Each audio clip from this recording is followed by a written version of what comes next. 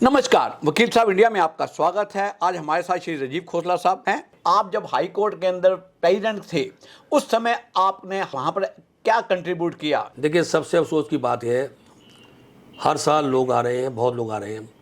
वकील को, जो वकीलों का प्रोफेशन है, इसका बड़ा नाम आजकल चल रहा है। हर फैमिली चाहती है कोई ना कोई उनका लड़का, कोई लड़की, कोई वो वकील बने। लेकिन जब वो कोर्ट में आते हैं, बाहर तो बहुत उनका दिखाई देता है, बहुत बड़ी चीज़ है। जब वो कोर्ट में आते हैं, देखते हैं कि यहाँ उनका कुछ नहीं है। वो साल 2 साल रहते हैं, जगह ढूंढते हैं, सैलरी की बात करते हैं, ढूंढते हैं कहाँ उनको प्लेस किया जाए। लोकल कमीशन, ये बात सही है कि फेवरेटिज्म नेपोटिज्म कोर्ट में है, उसको भी था। मैं खिलाफ बोला, मैंने 1000 वकीलों की वहाँ जाके हाई कोर्ट के अंदर ही एक जनरल बॉडी की और कहा साहब इसको बंद करिए। लोकल कमीशन को आप जाके जो यंग लड़के आते हैं उनको दीजिए। 1.5-2 लाख का होता है। अगर एक वकील को, एक यंग लॉयर को 1.5 या 2 लाख कमीशन मिल जाए 1 साल के अंदर, तो कम से कम उसका जो मेट्रो का एक्सपेंस आने जाए वो तो पूरा हो जाएगा। तो हम उसके खिलाफ बोले। लोकल कमीशन की हम ट्राई की, 2 महीने चला। लोकल कमीशन हमने रोटेशन बेस पे कोशिश की, 2 महीने चला। जब आप प्रेसिडेंट थे तब की बात कर रहे हैं सर? इसके अलावा भी हमने काम किया। हाई कोर्ट में एक बड़ी प्रॉब्लम थी पार्किंग की। पार्किंग के अंदर क्या था, गाड़ियाँ फंस जाती थी। लोग जो उनके पास ड्राइवर नहीं होते थे वो क्या करते थे, वो लाइन खड़े रहते थे, और जब तक वो अंदर गाड़ी आती या कार पार्क करते तब तक उनका केस वहाँ से या तो एडजर्न हो जाता या पास हो जाता। तो पहली बार, ये प्रॉब्लम बहुत दिनों से, पहली बार मैंने ऐसा काम किया। हाई कोर्ट की जो अंडर इनसाइड पार्किंग थी उसको ठीक किया। गेट नंबर 7 से एंट्री की, 5 से सब 4 को किया। वैले पार्किंग इंट्रोड्यूस की। सामने एक और बड़ी बात थी, सामने एक मल्टी लेवल पार्किंग थी। और बड़े अफसोस की बात है, मेरे से पहले जो भी प्रेसिडेंट सेक्रेटरी आए उन्होंने क्या किया, उन्होंने साइन कर दिए कि जो वकील साहब आएंगे उनको पेमेंट करनी पड़ेगी, जबकि कोर्ट का चपरासी भी फ्री था उसके अंदर। तो सबसे पहले मैंने कहा भी ये काम ख़त्म करिए। मैंने पार्किंग फ्री कराई। हाई कोर्ट ने कहा, जजेस ने कहा कि तो साहब आपका एग्रीमेंट था, ट्राई पार्टी एग्रीमेंट है गवर्नमेंट का, जजेस का और वकीलों की एसोसिएशन का, तो आप तो इससे बाध्य हैं। मैं कहा ये कोई बाध्य नहीं होता। अगर कोर्ट का चपरासी वहाँ गाड़ी खड़ी कर सकता है तो वकील ऑफिसर कोर्ट है, उनको आपको मुफ्त में गाड़ी खड़ी करानी पड़ेगी। और हमने उसमें सक्सेस पाई। आप लोगों ने कुछ चीज़ें ऐसी भी फ्री ऑफ कॉस्ट लोगों को बंटवाई, जैसे कि चाहे डायरी थी, कैलेंडर थे जिसके पैसे लिए जाते थे, ये बात भी सच है सर? देखिए, जो प्रोफेशन के लिए जरूरी थी। बिल्कुल, ये तो बहुत छोटी चीज़ है। मैं समझता हूँ इतना पैसा हम लेते हैं लोगों से, हम क्या करते हैं, क्या क्या फैसिलिटी देते हैं। इसके अलावा हमने एक बात और भी की, आर्बिट्रेशन के अंदर हमने कहा भी आप ये अपने आप चुपचाप जो नाम आते हैं ना, ये नहीं चलेंगे। आपको मीडिएशन नाम आ जाते थे, मीडिएशन सेल के अंदर भी कोई ठीक ठाक सिस्टम नहीं था, तो कोशिश की, काफ़ी कुछ करना बाकी है। एक और हमने काम किया, बार रूम थे, बार रूम के अंदर कोई डिस्प्ले बोर्ड नहीं थे, बाहर ग्लास कैंटीन नहीं थी, वकीलों के लिए नए जो वकील थे उनके कुछ खाने की जगह नहीं थी, क्लाइंट से बात करने जगह नहीं थी।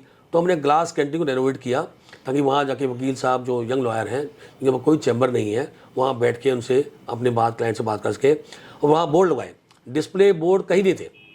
बड़े अफसोस की बात थी कि कोर्ट के अंदर भी बार रूम थे, तो कोर्ट का चपरासी जो वकील बैठते थे उससे पूछते हैं देख के आओ बाहर की कौन सा केस आइटम चल रहा है। हमने डिस्प्ले बोर्ड अंदर लगवाए। मैं समझता हूँ बड़ी चीज़ क्या है, बड़ी चीज़ है कि जो यंग लॉयर आ रहे हैं उनके अंदर विश्वास पैदा करना कि भी हम आपके लिए हैं, हम आपके लिए काम कर सकते हैं, आपको हम उठाना चाहते हैं। उठें कैसे? जब हम उनको काम देंगे, जब प्रोफेशन को बढ़ाएंगे।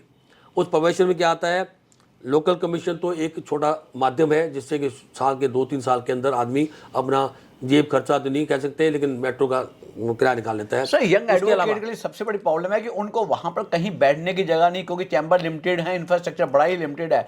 तो इन यंग लॉयर्स के लिए आप लोग ऐसा क्या करना चाहेंगे जिससे कि इनको कम से कम एटलीस्ट कुछ ना कुछ तो वहां पर बैठने के सपोर्ट मिले? कहाँ अदरवाइज काम कर पाएंगे? क्यूबिकल्स का हमने पास करवाया, जो हमारे टाइम पास हो गया, तो बाद में बना हो जाके क्यूबिकल्स पास कराए। और मैं एक बात समझता हूँ, एक बहुत अफसोस होता है, हमारे हाई कोर्ट की जुडिशियल जो एडमिनिस्ट्रेशन है ये भी हर जगह कब्जा कर लेती है। अब देखिए, नया ब्लॉक बन रहा है, चैम्बर ब्लॉक बन रहा है, पैसे नए चैम्बर ब्लॉक के लिए पास हुए, उसके अंदर भी एक हॉल बना दिया अपने लिए। क्या ज़रूरत थी? एक जाके कोई ज़रूरत नहीं है इसके अंदर। 60% स्पेस, अब जीआर साहब वहाँ जॉइंट रजिस्ट्रार साहब आ जाएंगे। तो इसको किसी ने अपोज नहीं किया? ये हमारे जो अब कुछ लोग लड़ रहे हैं जगह, उनके टाइम ही पास हुआ था, उन्होंने नक्शा बनवा दिया और अब जाके हम बोझ करेंगे ना 60% जो स्पेस था उसके अंदर जो लॉयर्स चैम्बर था वो ऑक्यूपाई कर रही है, हाई कोर्ट कर रही है। उसके अंदर हम कोशिश करेंगे कि 50, 60, 50 क्यूबिकल बनाएं, जो नए लड़के हैं उनकी बात हो सके। फिर बड़ी बात यह है कि देखिए कोई इंटरेस्ट नहीं है हाई कोर्ट का। आप हर जगह जाइए, डिस्ट्रिक्ट कोर्ट के अंदर 500 चैम्बर बन गए, 400 बन गए, हाई कोर्ट जजेस का भी इंटरेस्ट नहीं है। तो इसके लिए कोशिश करेंगे, गवर्नमेंट से बात करेंगे, अर्बन मिनिस्टर बुलाएंगे, पीछे जो 8 और 9 के बीच में जो रेजिडेंशियल क्वार्टर्स हैं उनको डिमोलिश करके वहाँ बनाया जाए, ये हमारा इंटरेस्ट है। इसके अलावा एक बात और भी चाहता हूँ, यंग लॉयर्स के लिए एक तो लोकल कमीशन तो एक छोटी चीज़ है लेकिन ज़रूरी है बाय रोटेशन। ये जो फेवरेटिज्म नेपोटिज्म नहीं चलेगा, ये बहुत चल रहा है हाई कोर्ट के अंदर। दूसरा मीडिएशन ट्रेनिंग के लिए आर्बिट्रेशन सेंटर तो जजों का ही है, उनके लिए ये बना रखा है, नाम हाई कोर्ट का है लेकिन काम तो जजों को मिलता है, हमारे कुछ को मिलता नहीं है जाके। और वो भी ज़्यादातर हाई कोर्ट जजेस का ही काम मिलता है, जो एडीजे आते हैं उनको छोटा काम देते हैं। क्योंकि आप जुडिशरी के अगेंस्ट बहुत बोलते हैं, इसलिए कहीं ना कहीं अगर जुडिशरी आपके अगेंस्ट भी चलती है। जुडिशरी हमेशा मेरे खिलाफ रही है, ऑनेस्ट जज मेरे साथ रहे हैं, डिसऑनेस्ट मेरे खिलाफ चलते हैं, जिनके लिए ये है कि अपने बच्चों को फ़ायदा पहुंचाना है वो मेरे खिलाफ चलते हैं। बाकी ऑनेस्ट जज साथ हैं, अच्छे जज भी बहुत हैं, ऐसा नहीं है, अच्छे जज बहुत हैं। तो एक तो मीडिएशन ट्रेनिंग भी लोगों को शुरू कराएंगे, आर्बिट्रेशन ट्रेनिंग देंगे। हम अपना एक इंस्टीट्यूशनलाइज आर्बिट्रेशन चलाएंगे जिसके अंदर बार चलाएगी, नए बच्चों को ट्रेनिंग देंगे और जो वहाँ पैसा मांगते हैं उससे बहुत कम पैसे के अंदर हम लोग कहेंगे हमारे से काम कराइए, जल्दी कराइए, वहाँ तो बहुत टाइम लगता है। तो ये काम हम करेंगे, नए बच्चों को काम करेंगे, ट्रेनिंग भी देंगे। सर इस बार जो इलेक्शन हो रहा है जिसमें आप प्रेसिडेंट की पोस्ट पर है, सर आप ऐसा क्या करेंगे जो लोग आपको वोट दें? देखिए किसी प्रेसिडेंट कैंडिडेट का कोई एजेंडा ही नहीं है। जितने प्रेसिडेंशियल कैंडिडेट हैं आज तक उन्होंने एक भी काम नहीं किया, कहीं खड़े भी नहीं हुए जाके वहाँ। वो जो सिर्फ जाके इलेक्शन होता है, शराब की पार्टियाँ देते हैं, लोग वो करते हैं।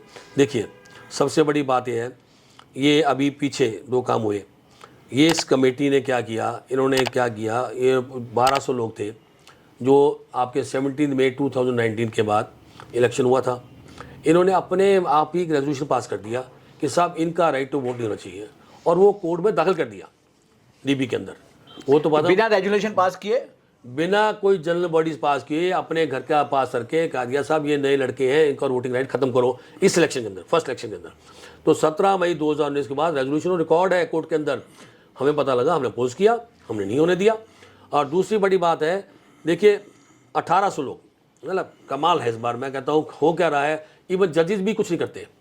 एक कॉन्स्टिट्यूशन है जो हर कोई सोसाइटी इलेक्शन लड़ती है, कॉन्स्टिट्यूशन होता है, हमारा भी एक कॉन्स्टिट्यूशन है, उसके रूल्स हैं। 19 साल से एक कॉन्स्टिट्यूशन की एक धारा हो रहा था कि जो भी आदमी जब भी इलेक्शन शेड्यूल अनाउंस होगा 15 दिन का टाइम दिया जाएगा, एरियाज के दिया जाएगा। और नॉर्मल प्रैक्टिस ये थी कि लोग मार्च टू मार्च देते ही देते हैं। पहले तो मार्च का पैसा ले लिया, उसके बाद जाके कमेटी नहीं, कमेटी और कमीशन मिला हुआ है, दोनों मिले हुए हैं, एक मिक्सअप है दोनों जाके। उसके बाद जाके वो जो रेजोल्यूशन जो उन्होंने कर दिया जी, जाके पैसे दो 22 मई तक, जो 22 मई जो 30 जून तक जो डेट रखी गई। अब वो आप देखिए जून में पैसे देने थे 30 जून तक के, ऐसा कोई पहले प्रथा नहीं थी। प्रथा ये थी जाके जब भी आपका इलेक्शन होगा या तो मार्च टू मार्च होता है, या बीच में एक और निकाल दिया जो मार्च 2023 तक दो। मैंने अपोज किया, पीछे हट गए, फिर उन्होंने कहा नहीं जी 22 मई तक दे दो, 30 जून तक पैसे दे दो। उसमें क्या हुआ जाके बहुत 1800 लोग रह गए, हमने कोर्ट के सामने डाला।